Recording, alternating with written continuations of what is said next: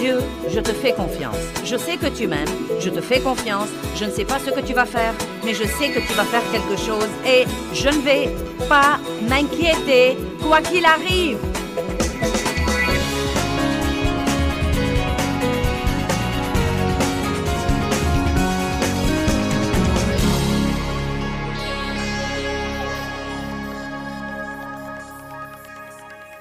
Père, nous te rendons grâce pour la parole aujourd'hui et je prie que les vies des gens changent. Je ne veux que personne vienne à cette conférence et qu'il ait l'impression d'avoir perdu son temps. Je veux que le message soit bien compris et qu'il porte du fruit qui dure longtemps. Merci Seigneur pour avoir aidé. Au nom de Jésus, Amen. Jésus a dit, « Venez à moi, vous tous qui êtes fatigués et chargés et accablés. » Et ça s'applique à tout le monde dans notre société aujourd'hui. Et moi, je vous donnerai du repos. Or, le repos dont il parle n'est pas un repos du travail, mais c'est un repos intérieur. Un repos pour votre pensée, pour votre volonté et pour vos émotions pendant que vous faites tout ce que vous devez faire dans la vie. Puis il continue. Prenez mon joug sur vous et apprenez de moi. Et nous avons parlé de ça hier soir. Prendre le joug de Christ veut dire que, quelle que soit la chose que vous devez faire dans la vie, vous devez demander à Dieu de vous aider. Vous devez prier et demander sa force. Et à ce moment-là, vous et lui pouvez affronter toutes les éventualités. Sans lui, nous ne pouvons rien faire, mais avec lui, nous pouvons tout faire.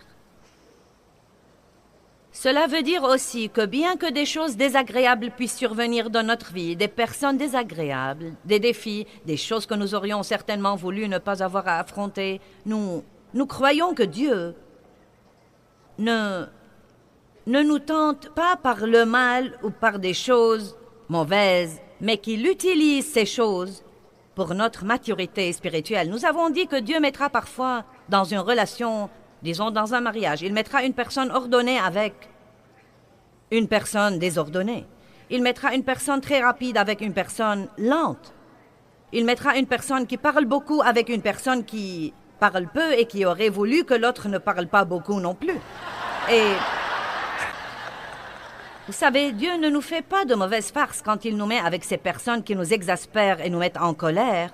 Il nous donne plutôt une occasion d'acquérir la nature de Christ. Vous ne pouvez rien acquérir sans avoir quelque chose qui vous pousse à l'exercer. Je pouvais développer mes muscles, mais je ne les ai pas développés avant de commencer à m'exercer. Nous avons la capacité de marcher dans le fruit de l'esprit. Quand vous recevez le Christ, une graine de tout ce dont vous avez besoin pour être à l'image de Christ est plantée en vous. Vous avez ce dont vous avez besoin pour être une personne pieuse. Mais ces choses ne se développeront jamais en vous si vous n'avez pas une raison qui vous pousse à les exercer et les exercer et les exercer et les exercer. J'ai une graine de patience en moi. Mais bien que je fusse régénérée, il y a très longtemps, j'étais extrêmement impatiente. Cela a probablement été un des plus grands défis dans ma vie. Mais avec les années, j'ai dû faire face à des choses où je n'y pouvais rien. Et j'ai dû supporter des situations dont je n'avais aucun moyen de me débarrasser. Et la patience s'est en fait de plus en plus développée en moi. Et la chose intéressante, c'est que plus je patientais, plus je me reposais. Plus nous arrêtons de stresser à cause des choses, plus nous avons du repos à l'intérieur de nous. Donc, il dit, « Prenez mon joug sur vous et apprenez de moi, car je suis doux, modeste et humble. » Et une personne humble ne résiste pas à tout ce qui arrive dans sa vie. Résister à Dieu est la chose la plus inutile que nous puissions faire. Mais vous savez, une personne humble s'humilie sous la main puissante de Dieu, qui, quand le temps sera venu, pourrait vous exalter et vous élever. Une personne humble ne perd pas son temps à essayer de se délivrer. Elle sait que Dieu seul peut la délivrer. Une personne humble ne perd pas son temps à essayer de faire ce que Dieu seul peut faire. Et si vous prenez mon joug sur vous, dit-il, vous trouverez le repos, le soulagement, l'apaisement, le réconfort et la détente. À mon avis, c'est ça les vacances. Le repos, le soulagement, l'apaisement, le réconfort et la détente. Non pas pour votre corps physique, mais pour votre âme. Le point essentiel, c'est que nous pouvons faire tout ce que nous devons faire.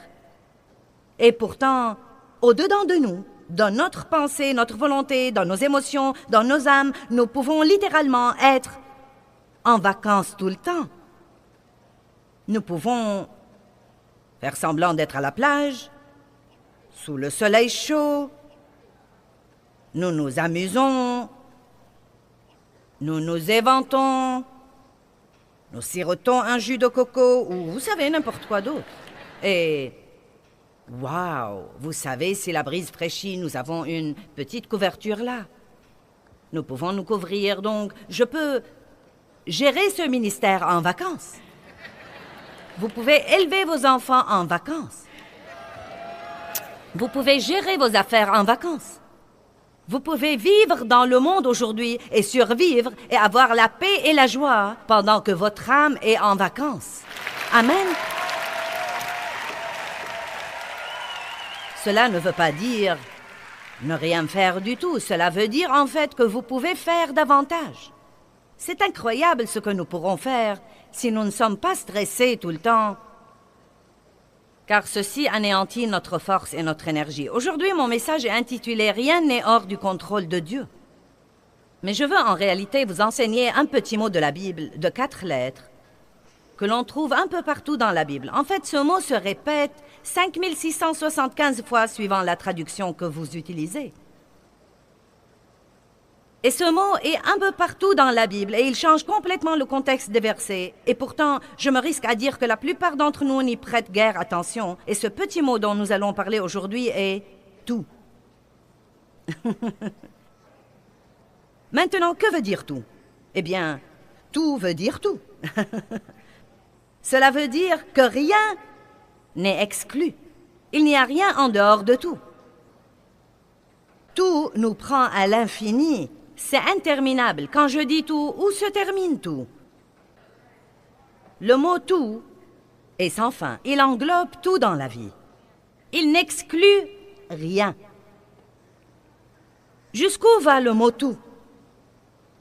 Eh bien, il y a tant d'endroits dans la Bible où le mot « tout » est mentionné. Et pourtant, je crois que parfois nous lisons le verset et nous ne prêtons pas attention au mot « tout ». Et vous savez quoi? Je suis occupée à encercler tous les « tout » de ma Bible. Et je leur prête attention, comme ce verset que je vous ai lu ce matin. Il pardonne toutes tes iniquités, il guérit toutes tes maladies et tes infirmités. Et j'aime ce que la Bible amplifiée dit du mot « tout », tout sans exception. Il n'y a rien d'exclu. Ce n'est pas que Dieu guérit une maladie, mais qu'il ne peut pas guérir une autre parce que c'est trop dur pour lui.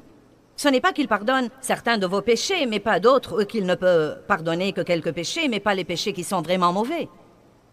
Tout, tout, tout, tout.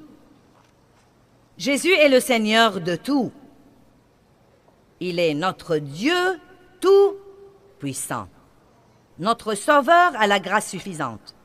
Toutes les bénédictions viennent de lui. Il est tout ce dont nous avons besoin. J'espère que vous ne lasserez pas de m'entendre répéter le mot « tout » aujourd'hui, car vous l'entendrez, je ne sais pas, peut-être 1000 fois dans la prochaine heure. Vous savez, nous disons fréquemment ces choses. Jésus est le Seigneur de tous.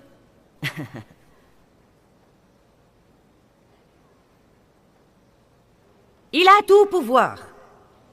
Il pardonne tous mes péchés. Mais je me risque à dire que nous ne croyons vraiment pas ça. D'une manière ou d'une autre, nous ne comprenons pas que ça inclut tout. Le mot « tout » ne laisse rien hors du contrôle de Dieu. Par exemple, Jean 21, 17 dit « Seigneur, tu sais toutes choses. » Oh. Cela veut dire qu'il sait la mauvaise attitude que vous avez adoptée ce matin avant de venir ici. Cela veut dire qu'il sait comment vous avez agi hier soir en essayant de sortir du parking.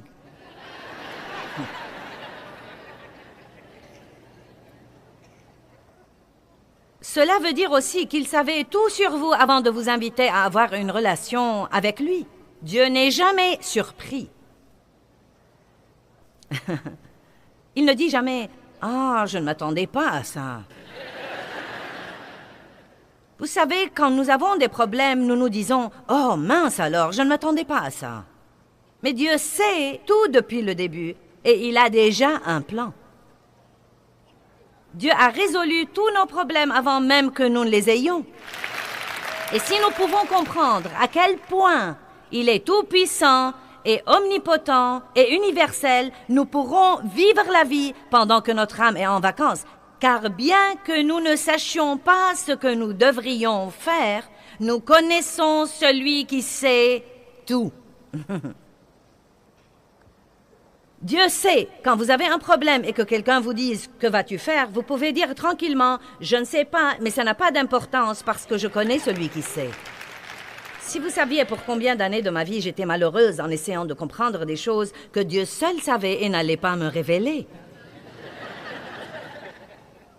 Pourquoi Dieu, pourquoi? Quand Dieu, quand? Pourquoi Dieu, pourquoi? Quand Dieu, quand? Dieu sait tout et il fera ce qu'il voudra, quand il voudra. Et il ne nous dit pas beaucoup de choses, car si nous croyons que nous savons tout, nous ne nous fierons pas à lui. Il veut que nous nous fions à lui, même quand nous ne comprenons pas. Il veut que nous ayons confiance en lui quand les choses n'ont aucun sens. Il veut que nous ayons confiance en lui quand tout semble si injuste. Il veut que nous ayons confiance en lui quand notre douleur est insupportable. Il veut nous entendre dire une chose: Dieu, je te fais confiance. Je sais que tu m'aimes, je te fais confiance. Je ne sais pas ce que tu vas faire, mais je sais que tu vas faire quelque chose et je ne vais pas m'inquiéter quoi qu'il arrive.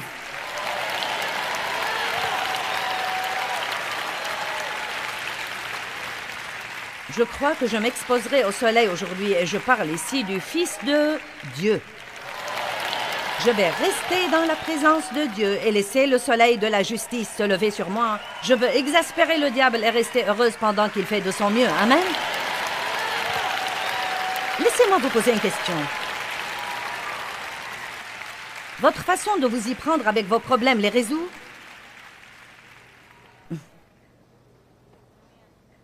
La moitié du temps, nous pensons et nous raisonnons, puis nous pensons que nous avons compris quelque chose pour découvrir par après que nous ne savons rien de rien. Le souci ressemble à s'asseoir dans un fauteuil à bascule toute la journée. Cela vous occupe toute la journée. Oh Dieu, que puis-je faire? Je ne sais que faire, Dieu. Que veux-tu que je fasse? Oh Dieu, que veux-tu que je fasse? Et ce qu'il y a, c'est qu'en fin de compte, vous restez sur place. Vous vous êtes occupé, mais vous n'avez pas progressé. La seule chose qui pourrait nous empêcher de nous inquiéter, c'est de nous inquiéter assez longtemps jusqu'à ce que nous ayons finalement la révélation. Ça ne sert à rien. Quand j'enseigne les gens, je n'aime pas dire « ne faites pas ceci et cela ». J'aime essayer de vous enseigner comment. Vous savez, un moyen dont vous pouvez appliquer ces messages. J'ai pensé à cette histoire de s'inquiéter et Dieu, que puis-je dire aux gens pour qu'ils ne s'inquiètent plus? Et je crois que la plupart du temps, vous devez vous inquiéter assez longtemps jusqu'à ce que vous en ayez assez et que vous vous rendiez finalement compte, ça ne s'avance en rien ni avance les autres et je ne vais plus le faire. Sinon, vous continuerez à écouter des messages qui disent « ne vous inquiétez pas » jusqu'à ce que vous vous rendiez compte que ça ne sert à rien de s'inquiéter. Allons à Matthieu 28, 18. Je vais essayer de vous parler de ce que je considère être les tout les plus importants de la Bible. Et celui-ci se rapporte à la puissance de Dieu et à la puissance qui est à notre disposition comme croyants en Jésus-Christ. C'est vraiment étonnant ce que le diable veut que nous ayons une mentalité de faiblesse. Je ne peux pas faire ça, je ne peux pas le faire. C'est trop pour moi. Oh non, je ne suis pas prêt pour ça. Oh, je ne peux pas le faire. Oh non, je ne sais pas comment faire ça. Mais nous sommes équipés de la même puissance qui a ressuscité le Christ d'entre les morts. Le saviez-vous? Allez, je ne veux pas être sermonneuse aujourd'hui. Je veux que vous me compreniez. Nous sommes équipés. Vous avez... Non pas, peut-être que vous pourriez avoir, vous l'aurez peut-être un jour si vous faites un effort, mais si vous avez sincèrement reçu Jésus-Christ comme votre sauveur, si vous croyez vraiment qu'il vit en vous, la puissance qui a ressuscité le Christ d'entre les morts se trouve aussi en vous.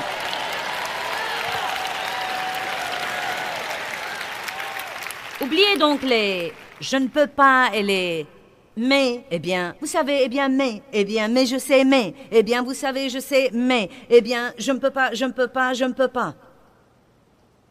J'ai entendu une fille dire cette semaine, les miracles viennent avec les « je peux ». Je puis toutes choses par le Christ, qui me fortifie. Matthieu 28. Et Jésus, s'approchant, leur parla, disant, « Tout pouvoir, toute autorité, dans le ciel et sur la terre, m'ont été donnés. Allez donc et faites des disciples de toutes les nations, les baptisant au nom du Père et du Fils et du Saint-Esprit, leur enseignant à garder toutes les choses que je vous ai commandées. Et voici, je suis avec vous tous les jours, jusqu'à la fin du monde. » Dieu, je ne sens vraiment pas ta présence. J'ai prié ce matin et je n'ai pas senti que Dieu était quelque part, même pas dans le quartier. Eh bien, ne vous inquiétez pas de ce que vous ressentez. Arrêtez de laisser vos sentiments voter. Jésus est avec vous tout le temps. Il a dit, voici, je ne vous laisserai point et je ne vous abandonnerai point. Jésus a dit, je serai avec vous tous les jours de votre vie. Allez, ne spiritualisez pas trop ce verset. Quelle est la chose que vous sentez que Dieu vous demande de faire dans la vie? Êtes-vous dans un mariage difficile, mais vous sentez que Dieu vous demande de tenir bon? Avez-vous un enfant qui est sur le point de vous rendre folle, mais vous savez que vous devez rester avec lui et croire en lui et que Dieu va tout arranger? Avez-vous fait beaucoup d'erreurs dans le passé et des choses que vous n'auriez pas dû faire? Et maintenant, vous avez beaucoup de dettes et vous avez dans votre vie beaucoup de désordre à arranger et vous sentez souvent que c'est trop accablant pour y toucher. Et vous essayez depuis 5 ans déjà et vous sentez que vous n'avez fait aucun progrès. Vous savez quoi? Quelle que soit la chose que vous devez faire, que ce soit gérer un ministère mondial, ou rouler dans le trafic, ou élever vos enfants, ou faire face à une situation difficile, ou des beaux-parents avec qui vous devez vous entendre, ou ne pas avoir un bon logis, tout pouvoir lui a été donné dans le ciel et sur la terre. Par conséquent, vous pouvez donc faire ce qu'il vous a demandé de faire. Vous n'êtes pas très content et je ne vais pas arrêter avant que nous soyez vraiment contents.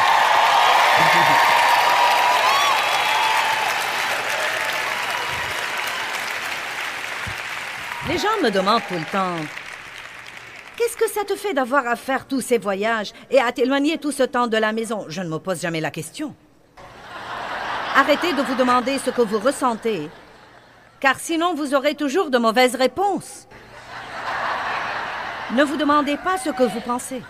Faites simplement ce que vous savez dans votre esprit que Dieu veut que vous fassiez. Si Dieu vous a dit de rester dans une situation difficile et ne pas abandonner parce qu'il veut vous utiliser, ne restez pas là à ne rien faire et à vous demander ce que vous ressentez et à parler à tout le monde de ce que vous ressentez et à parler à tout le monde de ce que vous ressentez et à parler à tout le monde de ce que vous ressentez et à parler à tout le monde de ce que vous ressentez et à parler à tout le monde de ce que vous ressentez.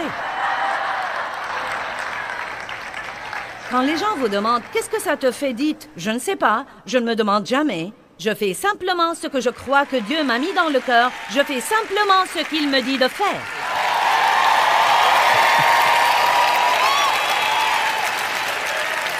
Si votre âme est en vacances, elle n'a pas le droit de ressentir quoi que ce soit. Elle est trop exposée au soleil pour ressentir quoi que ce soit. Elle dit « Ne me dérangez pas, je suis en vacances. » Je ne sais pas ce que je ressens, mes sentiments sont en vacances. Ma pensée est au repos. Je ne résiste plus à Dieu, je ne me dispute plus avec lui. C'est le joug que je dois prendre. Tout pouvoir lui a été donné et il est en moi. Et je peux faire tout ce que je dois faire par Christ qui me fortifie. Que tout le monde dise tout. Bien, allez à Éphésiens 1, 19. Chaque fois que vous êtes tenté de dire « Eh bien, je ne crois pas que je peux faire ça », rappelez-vous tout le pouvoir dans le ciel et sur la terre, toute la puissance, la même puissance qui a ressuscité Christ d'entre les morts, et si elle demeure en moi, elle ressuscitera mon corps mortel qui a 65 ans. Allez, vous n'avez pas d'excuse pour ne rien faire. J'aurais voulu faire quelque chose pour Dieu, mais j'ai des enfants à élever. Ce qu'il y a, c'est que vous devez faire quelque chose. Vous devez faire quelque chose qui porte vraiment du bon fruit dans la vie de quelqu'un d'autre. Vous devez toujours aider les autres. Verset 19. Paul a prié pour l'Église, j'aime ça. Il dit, pour que vous sachiez et compreniez. Nous avons beaucoup de dons, mais nous ne savons pas que nous les avons. Si vous ne savez pas que vous les avez, vous ne pouvez pas les utiliser. Pour que vous sachiez et compreniez quelle est la grandeur infinie, illimitée, exceptionnelle de sa puissance en nous et pour nous qui croyons. Maintenant, si vous ne croyez pas que cette puissance est à votre disposition, elle ne sera pas libérée en vous. Je vais répéter, si vous ne croyez pas que cette puissance est à votre disposition, elle ne sera pas libérée en vous. Tout ce que Dieu veut nous donner est libéré dans notre vie. Il a déjà été acheté et payé par le sang de Christ, mais il est libéré dans notre vie par la foi. Nous devons vraiment croire ce que dit la parole de Dieu.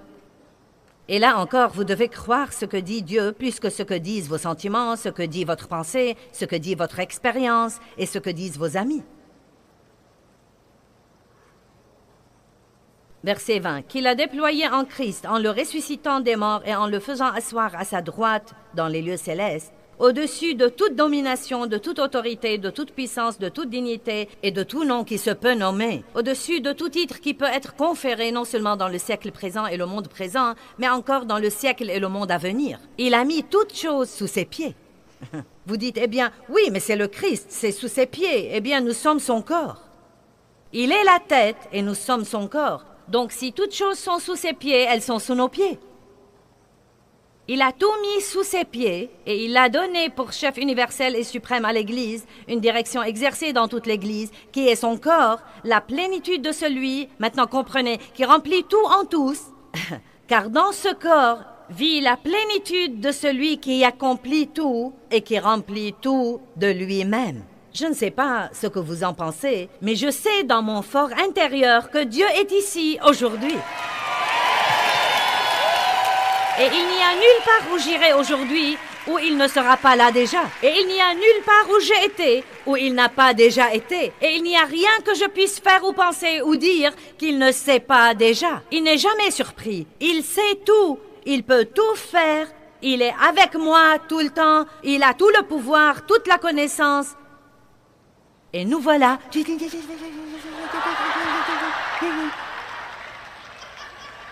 Allez, débarrassez-vous des foutaises. Ouh! Il est temps d'adopter une nouvelle attitude et de savoir qui nous sommes en Christ. Il sait toutes choses, il voit toutes choses, il entend toutes choses. Il a tout le pouvoir. Bon, c'est le premier tout dont nous voulons parler. Il a tout le pouvoir et il vit en moi, donc je peux faire tout ce que je dois faire. Dites, je peux faire tout ce que je dois faire. Donc, je ne veux pas que vous vous réveilliez le matin et que vous restiez 30 minutes au lit avant de vous lever en pensant « Oh, j'ai peur de me lever. Je ne sais vraiment pas si je peux faire face à un autre jour. Mon Dieu, je ne peux plus supporter. Si tu ne fais pas quelque chose aujourd'hui, je crois que je vais... Oh mon Dieu, j'en ai vraiment assez. » Allez, je sais ce que vous dites. En fait, je dis les mêmes choses parfois. Je les disais pendant des années et des années et des années et des années, jusqu'à ce que j'ai appris le truc que j'essaye de vous prêcher aujourd'hui. Peut-être que j'ai l'air d'une majorette pour le Saint-Esprit aujourd'hui, mais ça va si je peux bien faire marcher l'équipe.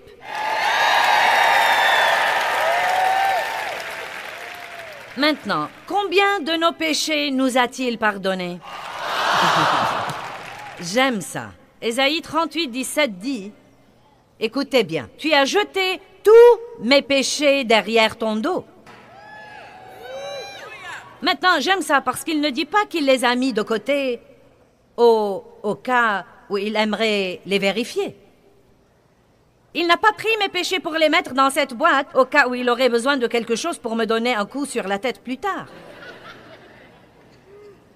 Pourquoi est-ce que la Bible dit qu'il les a jetés? Il les a jetés derrière son dos, parce que Dieu ne s'arrête jamais et ne revient pas en arrière pour regarder quelque chose du passé, oubliant ce qui est en arrière et se portant vers ce qui est en avant. Il n'a pas couvert nos péchés, il les a ôtés. Et à quel point les a-t-il éloignés? Autant l'Orient est éloigné de l'Occident. Et quoi? Il ne s'en souvient plus. Il ne s'en souvient plus.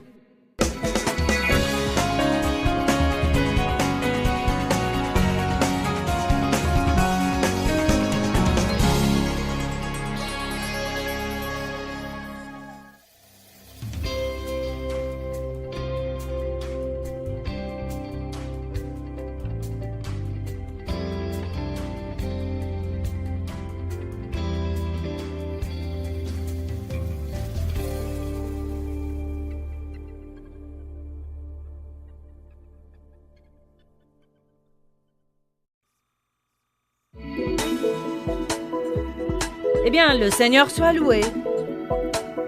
Dave va jouer au golf aujourd'hui. Et je suis là toute seule. Le Seigneur soit loué.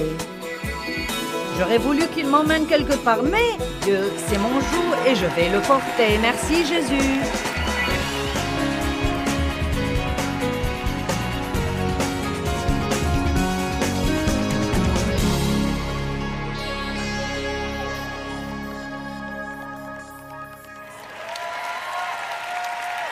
Maintenant, combien de nos péchés nous a-t-il pardonnés? J'aime ça. Ésaïe 38, 17 dit, « Écoutez bien, tu as jeté tous mes péchés derrière ton dos. » Maintenant, j'aime ça parce qu'il ne dit pas qu'il les a mis de côté au cas où il aimerait les vérifier. Il n'a pas pris mes péchés pour les mettre dans cette boîte au cas où il aurait besoin de quelque chose pour me donner un coup sur la tête plus tard. Pourquoi est-ce que la Bible dit qu'il les a jetés? Il les a jetés derrière son dos, parce que Dieu ne s'arrête jamais et ne revient pas en arrière pour regarder quelque chose du passé, oubliant ce qui est en arrière et se portant vers ce qui est en avant. Il n'a pas couvert nos péchés, il les a ôtés. Et à quel point les a-t-il éloignés? Autant l'Orient est éloigné de l'Occident. Et quoi?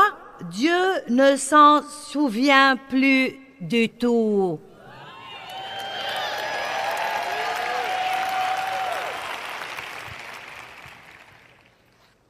Donc, s'il ne regarde pas vos péchés, pourquoi continuez-vous à les regarder? Vous savez, nous passons beaucoup trop de temps à revoir et revoir et revoir tout ce qui ne va pas chez nous. Tout ce que nous avons fait de mauvais. Nous avons mauvaise conscience et nous nous sentons tout le temps coupables. Mais la Bible dit clairement dans 1 Jean 1,9, si nous reconnaissons et confessons nos péchés, il est fidèle et juste pour nous pardonner tous nos péchés. Et comprenez ceci, il nous purifie continuellement de toute iniquité. Vous savez quoi, la plus grande majorité des gens, même des chrétiens, ont mauvaise conscience. Au tréfonds d'eux-mêmes, il y a une culpabilité, une honte, un blâme. Et je vais vous dire ce que je crois. Dieu m'a mis ça sur le cœur dernièrement et je le crois. Je crois que c'est quelque chose que je devrais prêcher davantage. J'ai même une idée pour un livre à ce sujet. Je crois vraiment qu'au lieu de regarder le chemin qui nous reste à faire, nous devons commencer à célébrer notre progrès. 50% de vous pensent que c'est une bonne idée et les autres ne sont pas sûrs. Vous savez pourquoi? Parce que c'est une idée étrangère. Vous savez quoi? Nous n'y pensons pas assez parfois pour nous rendre compte du progrès que nous avons fait. Non, mais la plupart d'entre vous n'auraient pas pris une journée de vacances pour venir à l'église un vendredi matin pour écouter une dame crier après eux pendant 2 heures. Il y a 5 ans. Vous n'auriez pas fait ça. Vous avez changé. Vous avez changé. Et vous changez continuellement. Et le fait d'être assis là aujourd'hui veut dire que vous changez. Car quand nous venons à la parole, vous êtes changés à son image de gloire en gloire en gloire. Il est facile de se lever tous les jours et de penser « Oh mince alors, j'étais si impatiente hier. Oh oui, j'ai crié après les enfants de nouveau. Je sais que j'ai promis et je n'ai pas réussi. Et je suis vraiment un grand gâchis et je ne crois pas du tout que ça va marcher. À quoi bon tout cela, vous savez ?» Ou de penser « Je ne suis pas là où je dois être, mais Dieu merci, je ne suis plus où j'étais auparavant. » Vous savez, à mon avis, ce qu'est le progrès? Le fait de reconnaître mes bêtises quand je les fais, c'est un progrès. Et croyez-moi, je les reconnais tout le temps. Non, mais je n'exclus rien. Même quand je pense à les faire, même quand je suis en train de les faire, je crie maintenant « Ah !» C'est comme un grincement, vous savez, dans mes entrailles. C'est un progrès. Pensez à toutes les choses que nous faisons et que nous ne savons même pas qu'il ne faut pas les faire. Je pensais qu'il n'y avait pas de problème à détester quelqu'un. Non, mais si quelqu'un vous maltraite, détestez-le. Allez! Non mais j'allais à l'église tous les dimanches et ça ne me posait aucun problème d'aller déjeuner avec mes amies chrétiennes et de critiquer le pasteur. Après tout, il avait tort. Il le méritait. Il avait besoin de mon opinion et de ma correction. Je ne savais pas qu'il y avait un problème à jalouser les autres. Je ne savais pas ces trucs-là. Mais sachez que je ne laisse passer rien de ça maintenant. Vous savez pourquoi? Parce que le Saint-Esprit vit en nous et il établit notre culpabilité. Et laissez-moi vous dire quelque chose. Quand vous recevez la conviction de Dieu, ne la laissez pas vous condamner. Elle devrait vous rendre heureux. C'est une raison de célébrer Dieu merci. Je sais quand je fais quelque chose de mauvais maintenant. Dieu merci parce que je ne vis plus stupidement.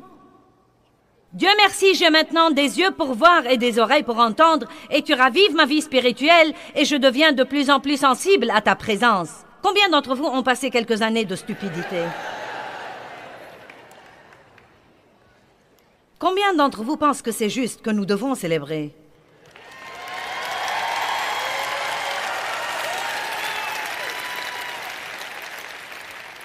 Je vous défie d'aller déjeuner avec quelqu'un et au lieu de rester là à parler de tous vos problèmes et de tout ce qui ne va pas et de tous les trucs stupides que vous faites toujours, pourquoi ne pas parler de votre progrès? Vous savez quoi? Il y a 30 ans, quand je ne faisais pas à mon idée en tout, je restais en colère pour 3 semaines et n'adressais pas la parole à Dave.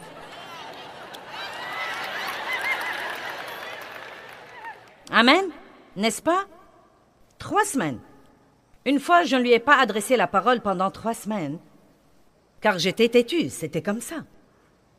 Et maintenant, vous savez quoi? Nous ne nous disputons pas beaucoup, mais si nous nous disputons, non mais si ça dure 5 minutes, ça a duré très, très longtemps. Et je fais n'importe quoi plutôt que de rester fâchée. Je me fiche pas mal s'il a raison, si j'ai raison, qui a tort. Je suis maintenant adonnée à la paix.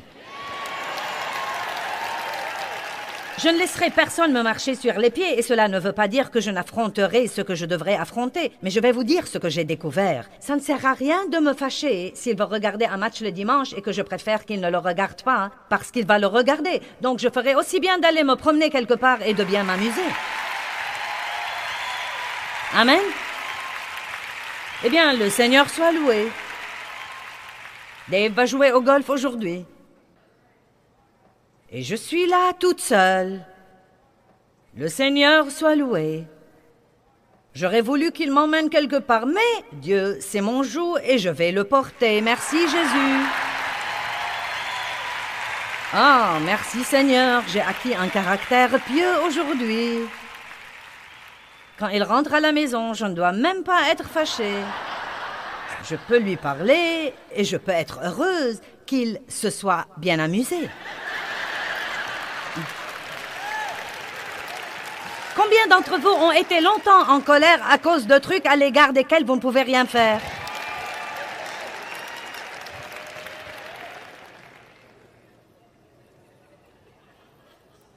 Célébrez votre progrès. Merci Seigneur, Dieu m'a changé. Ouh! Merci beaucoup Seigneur, je suis une personne complètement différente. Croyez-moi, je me risque à dire que 99% du temps maintenant, je suis vraiment heureuse. Et paisible. Wow! Vous savez, je fais rarement des bêtises maintenant, mais je faisais rarement ce qu'il fallait faire auparavant.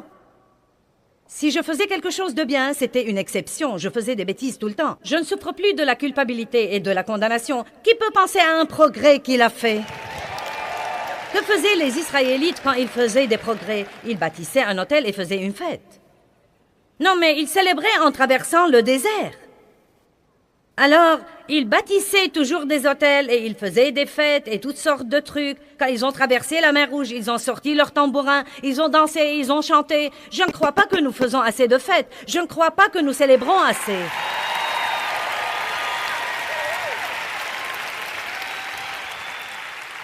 Les chrétiens sont vraiment trop intenses. Je crois que vous devez célébrer le fait qu'il vous ait pardonné tous vos péchés et célébrer le fait qu'il ait jeté tous vos péchés derrière son dos. Et oui, nous faisons toujours des erreurs, mais ça ne surprend pas Dieu, parce qu'il sait tout. Non, mais il savait tout ce que nous allons dire, toutes les pensées que nous allons penser, toutes les erreurs que nous allons faire, avant de nous dire « Je t'adopte dans ma famille, je te choisis comme mon enfant. Il vous connaît mieux que vous ne vous connaissez vous-même, et il n'est pas le moins du monde rebuté par vos erreurs. »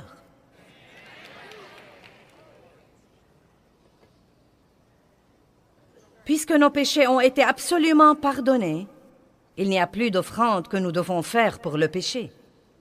Cela veut dire que nous ne devons pas nous sentir coupables et perdre notre joie, car nous ne pouvons pas vivre comme des êtres humains parfaits.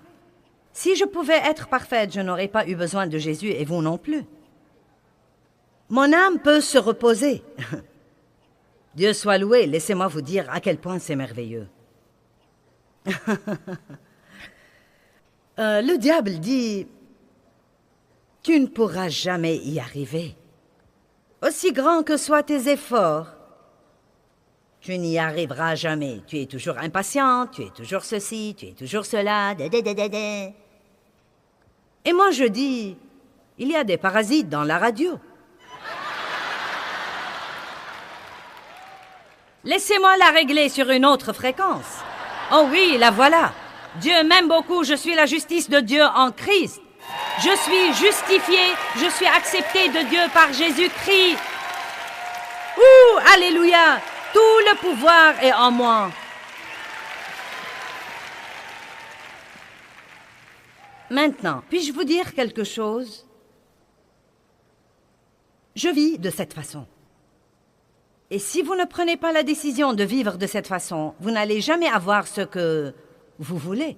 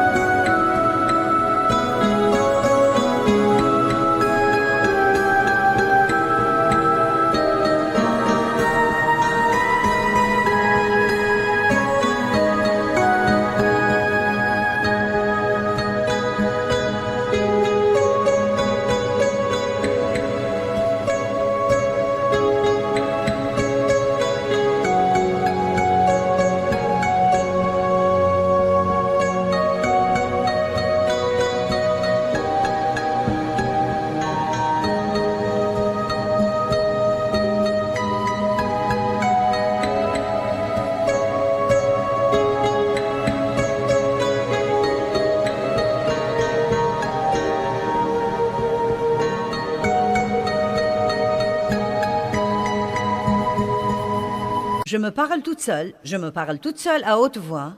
Je fais des réunions avec moi-même. Je me dis de me lever et de me redresser.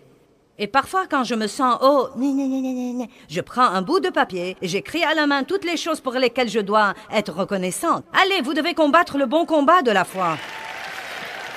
Le diable vous hait. Vous comprenez? Il est vraiment vexé que vous ayez accepté le Christ, mais il veille à ce que vous n'en jouissiez jamais. Il vous hait. Mais tout le pouvoir, tous mes péchés ont été jetés derrière son dos. Oh, voici un autre bon verset. Marc 10, 27. Pour les hommes, cela est impossible, mais pour Dieu, tout est possible. Ouh! Allons à Marc 10 pour une minute.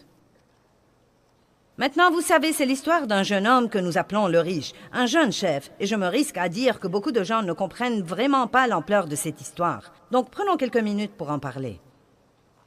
Marc 10, 17. Comme Jésus se mettait en chemin, un homme accourut et se jetant à genoux devant lui dit « Maître, tu es essentiellement et parfaitement et moralement bon. Que dois-je faire » Maintenant, voilà la première erreur. Que dois-je faire? Combien de fois nous demandons à Dieu, « Que veux-tu que je fasse? Que puis-je faire? Que puis-je faire? Que puis-je faire ?»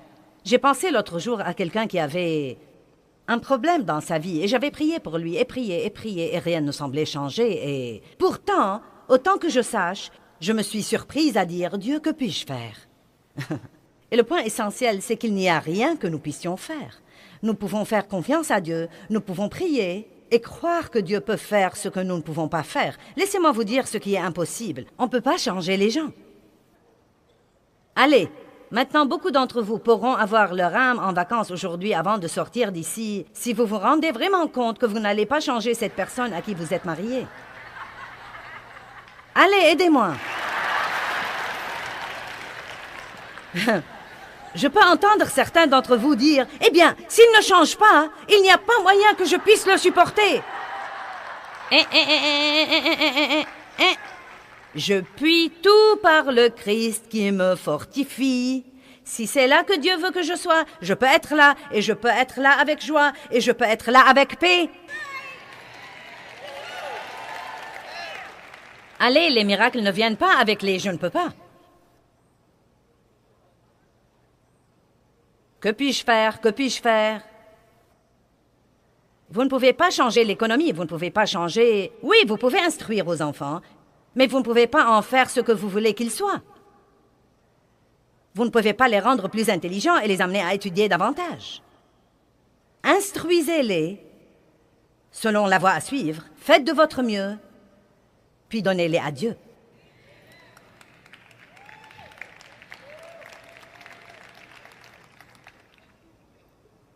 Que dois-je faire pour hériter la vie éternelle? Et Jésus lui a dit, ne m'appelle pas bon, il n'y a de bon que Dieu seul, verset 19. Tu connais les commandements, ne tue point, ne dérobe point, ne commets point d'adultère, honore ton père et ta mère, verset 20.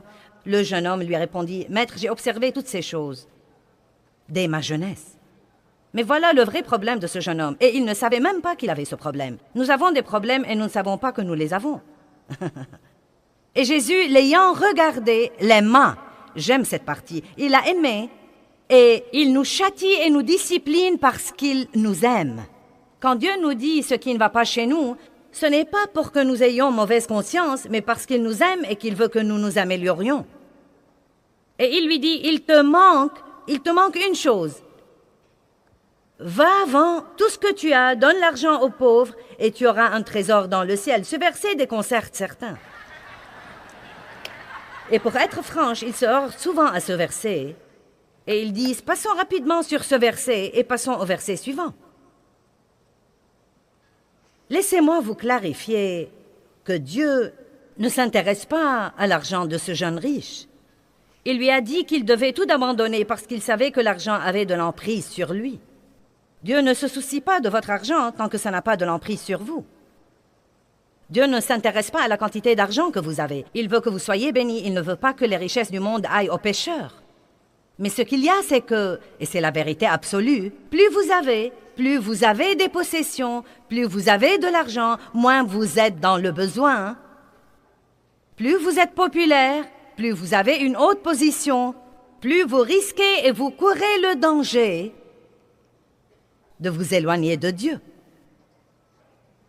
Vous n'êtes pas trop enthousiasmé. Dieu m'a dit une fois, il y a 2 tests que tu dois passer concernant l'argent. Comment tu te comportes quand tu n'en as pas et comment tu te comportes quand tu en as beaucoup. N'essayez même pas de me dire que l'argent et les choses et la gloire ne changent pas les gens parce qu'ils les changent. Qu'a dit le prophète à Saul? Il lui a dit, lorsque tu étais petit à tes yeux, tu as obéi à Dieu et tu as fait tout ce qu'il t'a dit de faire. C'est incroyable ce qu'un peu de gloire peut faire aux gens, à tel point que beaucoup de prédicateurs succombent au péché et c'est médiatisé et ça fait un tel tapage contre la parole et cause maintenant un tel manque de respect envers les autres personnes qui sont dans le ministère. C'est tragique. Et la plupart d'entre eux, si vous allez au fond de ce qui leur est arrivé, ils ont commencé bien, mais ils en sont arrivés au point où ils ont senti qu'ils avaient tant de pouvoir qu'ils pouvaient faire tout ce qu'ils voulaient faire et n'en seraient pas tenus pour responsables. Et donc ce jeune homme a dit, « Que dois-je faire ?» Eh bien, il a pu observer la loi, mais il n'a pas pu s'empêcher d'être avide. Vous pouvez être religieux, mais c'est les questions du cœur qui comptent pour Dieu. Et donc, il a dit, verset 22, « Écoutez bien, mais affligé de cette parole, cet homme s'en alla tout triste et chagriné, car il avait de grands biens. Maintenant, vous savez, Dès que Jésus lui a dit « Renonce à ton argent », l'homme est devenu triste et déprimé. Essayez de recevoir des offrandes. Laissez-moi vous dire quelque chose. Parfois, votre humeur tout entière est affectée. Vous pouvez presque sentir ces murs invisibles qui s'élèvent. Les voilà, ils essayent de vous prendre votre argent. Dieu ne nous demande pas de l'argent parce qu'il en a besoin, c'est un test. Il ne s'intéresse pas à votre argent si vous êtes un canal et non pas un réservoir. Voyez, il a dit à ce type, verset 23, Jésus regardant autour de lui dit qu'il sera difficile à ceux qui ont besoin des richesses et qui se confient dans les richesses d'entrer dans le royaume de Dieu. Donc, il dit que vous pouvez avoir des richesses, mais si vous ne les utilisez pas là où il faut, elles vont avoir de l'emprise sur vous et vous aurez du mal à obéir à Dieu et à le suivre et à demeurer fort en lui. Les disciples étaient excessivement perplexes et étonnés. Ils se sont probablement sentis comme vous vous sentez ce soir. Eh bien, je ne peux jamais rien posséder si je veux servir Dieu. Et de toute façon, il continue et il dit, « Il est plus facile à un chameau de passer par le trou d'une aiguille qu'à un riche d'entrer dans le royaume de Dieu. » Eh bien, voici la chose. Elle sera instructive pour certains de vous. Le trou de l'aiguille était en fait une porte à Jérusalem. Nous ne parlons pas d'une aiguille à coudre et de faire passer un chameau par son trou. C'est là que nous devons comprendre. Le trou de l'aiguille était une porte à la ville de Jérusalem, qui était une très petite porte, et le seul moyen pour qu'un chameau puisse la passer était de descendre à genoux et de la passer comme ça. Maintenant, ce que dit Dieu, c'est que si vous vivez à genoux,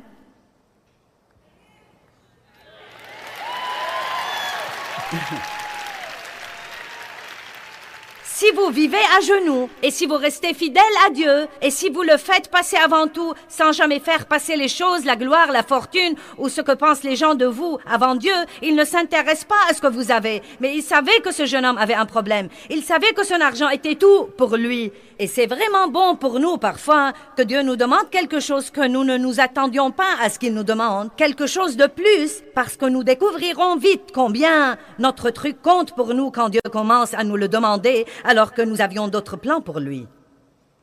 Oh, vous n'êtes pas content?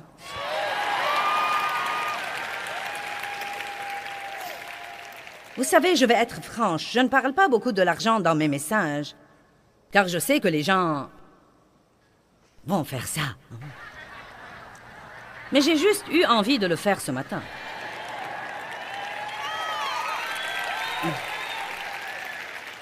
Puis il dit, bonté divine, il dit, il n'y a personne qui ait quitté maison ou champ ou sœur ou frère ou père ou mère pour l'amour de moi qui n'en reçoive maintenant en ce temps-ci 100 fois autant. Eh bien, il n'essayait pas d'enlever au type les trucs qu'il avait. On ne peut pas savoir ce que ce type aurait fini par avoir s'il avait fait ce que Dieu lui avait dit de faire. Que diriez-vous d'une récompense au centuple? Et donc, ses disciples étaient tous vexés, et qui entrera donc dans le royaume des cieux? Et ils étaient déprimés, et ils pensaient, nous ne pourrons jamais rien posséder et aller au ciel. Il leur a dit, pour les hommes, cela est impossible, mais pour Dieu, toutes choses sont possibles. Amen. Donc je pense que nous pouvons avoir les plus importantes positions. Nous pouvons être les héros dont les gens ont besoin. Nous pouvons être les stars que le monde veut regarder. Ils ne devraient pas toujours être du monde. Je crois que les chrétiens devraient être stars de ciné et que les chrétiens devraient être stars de musique et que les chrétiens devraient être des héros et que les chrétiens devraient être des stars sportives. Je le crois vraiment. Mais le seul moyen d'avoir ce genre de truc sans que cela nous fasse ce qu'il fait au monde, c'est d'y entrer humblement et à genoux. Allez! Je prêche mieux que vous ne réagissez. Amen. Plus ce ministère grandit, plus ça me fait peur. Plus de temps je dois passer à genoux. Écoutez, je suis bien consciente de ce que peut vous faire la popularité. Et je prie Dieu tout le temps de m'aider à me rappeler d'où je suis venue et de me rendre compte que je peux y revenir rapidement sans lui. Tout est possible pour Dieu. Vos enfants peuvent changer avec Dieu. Votre mariage peut changer avec Dieu. Vous pouvez changer avec Dieu. Vous pouvez avoir tout ce que le monde vous offre et pourtant faire passer Dieu avant tout. Mais sans lui, vous ne pouvez absolument rien faire. Amen. Nous parlons du monde aujourd'hui et de ce qui se passe dans le monde. Vous savez, qu'arriverait-il si le gouvernement disait « Nous allons fermer pour 3 jours et prier ».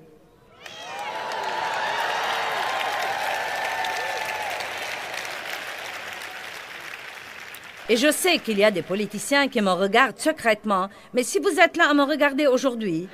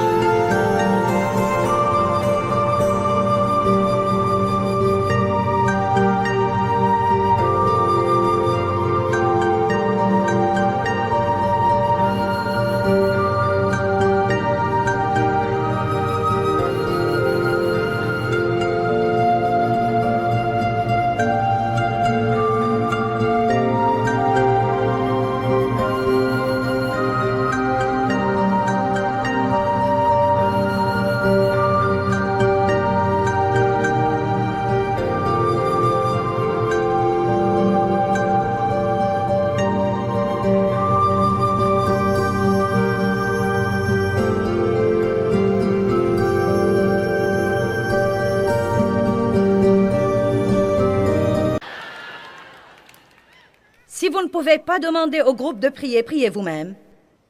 Et ouvrez la bouche si vous êtes chrétien et dites « Nous devons prier, rien ne va marcher si nous ne commençons pas à chercher Dieu ».